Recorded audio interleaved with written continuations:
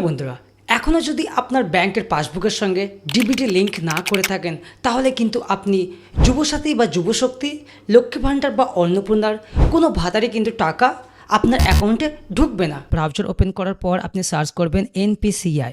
আমি website open করে নিয়েছি। তার কাস্টমারে যাবেন এবং ভারত আধার সেটিংয়ে ক্লিক করতে হবে। তো আমি এখানে ক্লিক করছি এবং ক্লিক করার পরবর্তী পেজ খুলে যাবে এবং এখানে আমার ডিবিটি লিঙ্ক রয়েছে কিনা আমি তা চেক করার জন্য আধার ম্যাপ স্ট্যাটাস রয়েছে, আমি এখানে ক্লিক করব এবং আধার ম্যাপ স্ট্যাটাসে ক্লিক করার সাথে সাথে আমার 12 ডিজিটের আধার নম্বর এখানে বসাবো এবং এখানে যে ক্যাপচাটি রয়েছে হুবহু যেমন রয়েছে তেমন বসিয়ে আমি চেক স্ট্যাটাসে আমি ক্লিক করব।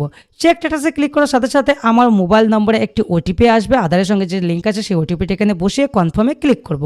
কনফার্মে ক্লিক করার সাথে সাথে আধার সেটিং ম্যাপ কিন্তু আমার শো করছে। এখানে দেখুন আমার আধার কার্ডের সঙ্গে আমার ডিবিটি লিঙ্ক রয়েছে কোন ব্যাংকের, স্টেট ব্যাংক অফ ইন্ডিয়া। আর যদি আপনার স্টেট ব্যাংক থেকে অন্য ব্যাংকে করতে চান তাহলে কি করবেন, আপনাকে কিন্তু আবার মুভমেন্ট সিডিং করতে হবে। আমি দেখাচ্ছি আধার সিডিংয়ে ডিসিডিংয়ে ক্লিক করবেন। ক্লিক করার সাথে সাথে আপনার সামনে একটি পেজ ওপেন হবে।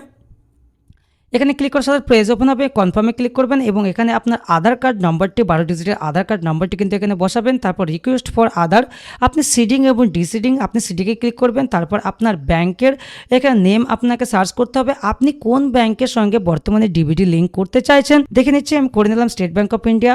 ফ্রেশ সিডিং রয়েছে, ফ্রেশ সিডিং আপনি করতে পারেন। তারপর movement seeding, same bank another bank. তারপর থার্ড রয়েছে from one bank to other bank, এক ব্যাংকের থেকে আরেক ব্যাংকে করতে চাইছেন তাহলে থার্ডটা আপনাকে চুজ করতে হবে। ধরুন আপনার স্টেট ব্যাংকে রয়েছে, স্টেট ব্যাংকটা বাদ দিয়ে আপনি ইউনাইটেড ব্যাংক বা কানাডা ব্যাংক বা অন্য পাঞ্জাব ব্যাংকে আপনি মুভমেন্ট করতে সেই ক্ষেত্রে আপনার থার্ডটা চুজ করবেন।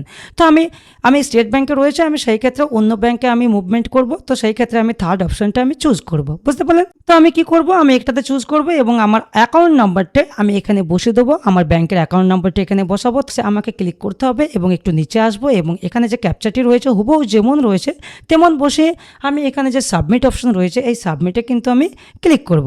সাবমিটে ক্লিক করার সাথে সাথে এখানে এরকম টার্ম অফ কন্ডিশন আসবে, আপনি নিচে আসবেন। নিচে আসার পর এখানে দেখুন আই অ্যাগ্রি অ্যান্ড কন্টিনিউ রয়েছে, এই আই অ্যাগ্রি অ্যান্ড কন্টিনিউ আপনাকে ক্লিক করতে হবে এবং আমি এখানে ক্লিক করছি।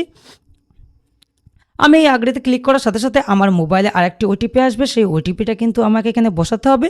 ওটিপিটা বসানোর পর নিচে যে কনফার্ম অপশন রয়েছে এই কনফার্মে কিন্তু আপনাকে ক্লিক করতে হবে। তো আমি করে দিলাম। তারপর নেক্সট পেজ আসবে। নেক্সট পেজ কী আসছে, আপনাকে দেখুন আমার কিন্তু এখানে ডিবিটি লিঙ্ক হয়ে গেছে এক ব্যাংক থেকে আরেক ব্যাংক। তো আমি কনফার্মে ক্লিক করব।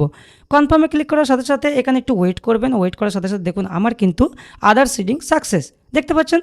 তো এইভাবে বন্ধুরা আপনারা আপনাদের ব্যাংকের বইয়ের সাথে বা এক ব্যাংক থেকে আরেক ব্যাংকের ডিবিটি লিঙ্ক বা ফ্রেশ ডিবিটি লিঙ্ক আপনারা করতে পারেন। তো